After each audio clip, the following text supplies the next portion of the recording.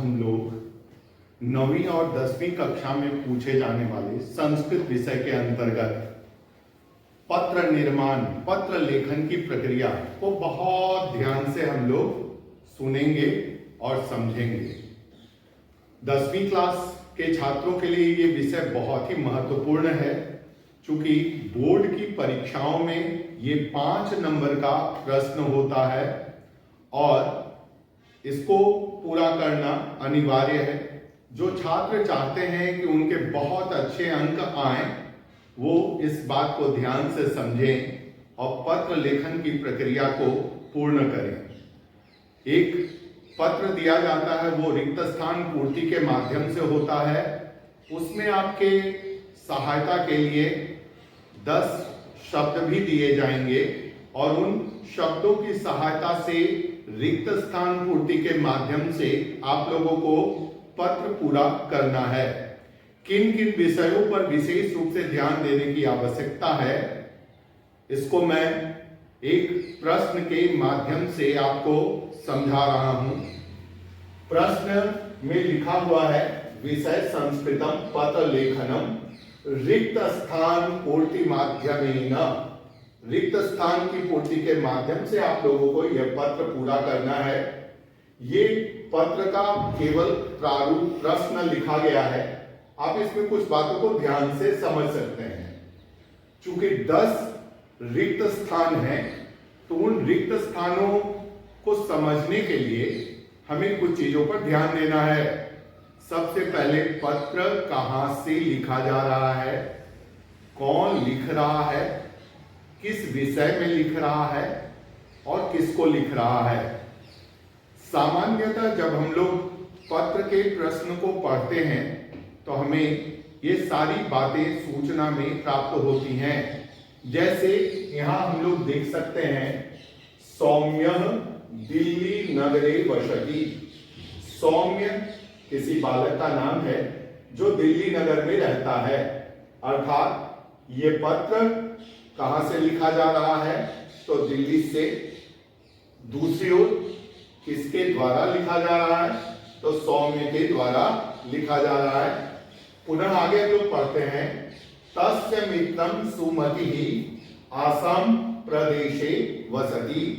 तस्य मित्रम, सौम्य का मित्र सुमित असम प्रदेश में रहता है। स सौम्यः स्वतंत्रता दिवसस्य शोभायात्रायां, गणतंत्र दिवसस्य शोभायात्रायां, विषय बदल सकते हैं हम लोग, विषय गणतंत्र दिवसस्य शोभायात्रायां। यहां पर हम लोग लिख सकते हैं स्वतंत्रता दिवसस्य शोभायात्रायां भाग गृहीतः। सौम्य ने उस शोभा यात्रा में, गणतंत्र दिवस की शोभा यात्रा में भाग लिया, पार्टिसिपेट किया। स्वानुभवान वर्णयन्त स्वमित्रम प्रति पत्रम लिखति। इस बात को बहुत ध्यान से पढ़ें, एक बार 2 बार पढ़ के देखें। तो सबसे पहले स्थान का नाम होता है जो पत्र में, पत्र के ऊपरी भाग में दाहिनी ओर लिखा हुआ होता है, वो छात्रावासतः, दिल्ली नगरतः, चेन्नई नगरतः, लखनऊतः, ऐसा तह लगा के लिखा होगा, मतलब वो पंचमी को बतलाएगा और वह स्थान का वाचक है। दूसरी ओर जो पत्र को लिखने वाला है, उसके लिए अंत में एक ब्लैंक होता है, 10वां ब्लैंक के रूप में भवदीयम मित्रम, भवतः मित्रम, इस तरह होगा और वो वहां पर जो पत्र लिखने वाला है उसका नाम आएगा। जब हम स्थान लिख चुके होते हैं तो दूसरे स्थान पर क्या आएगा, किसको पत्र लिखना है, मित्र को। प्रिय मित्र, सप्रेम नमो नमः, सप्रेम नमस्ते, अभिवादनम। प्रिय सुहृद, मित्र के जगह में सुहृद शब्द का भी प्रयोग किया जाता है और वो बतलाता है कि मित्र के लिए, सुहृद के लिए एक ही वर्ड है, वो संबोधन है। अगर एक ही पत्र में मान लिए मित्र और मित्रम शब्द का प्रयोग कर दिया, सुहृद और सुहृदः का प्रयोग कर दिया, तो आपको विशेष रूप से ध्यान रखना होगा कि जो पहली बार मित्र लिखा है बिना किसी चिन्ह के लिखा है, सुहृद लिखा है बिना किसी विभक्ति प्रयोग के लिखा है, वो संबोधन का रूप है और संबोधन का रूप पहले प्रयोग होगा। प्रिय मित्र सुमित, प्रिय मित्र सुमित, सप्रेम नमो नमः, सप्रेम नमस्कारः। उसके बाद पत्र का विस्तार होते हुए आप देखेंगे, कहता है अत्र कुशलम। यह एक ट्रेडिशनल वाक्य है, मैं यहां कुशल हूं, वहां तुम भी कुशल होगे, इस तरह की शुभकामना प्रकट करते हुए एक आम भाषा में लिखता अत्र कुशलम तत्र अपि कुशलम तत्रास्तु, अत्र कुशलम तत्रास्तु, यहां कुशल है वहां भी सब कुशल होगा।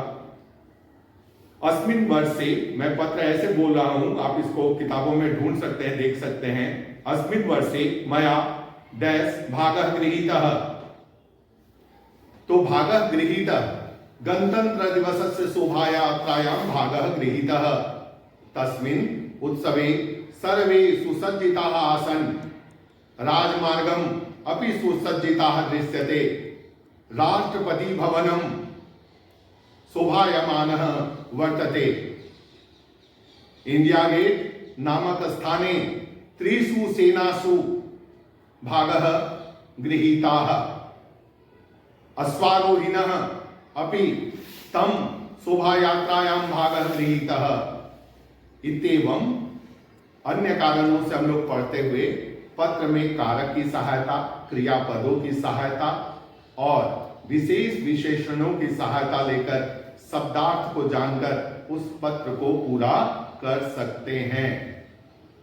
आज पत्र का संक्षिप्त परिचय, कल के वीडियो में मैं और इसको विस्तार से उदाहरण के साथ विवेचन करूंगा। धन्यवाद।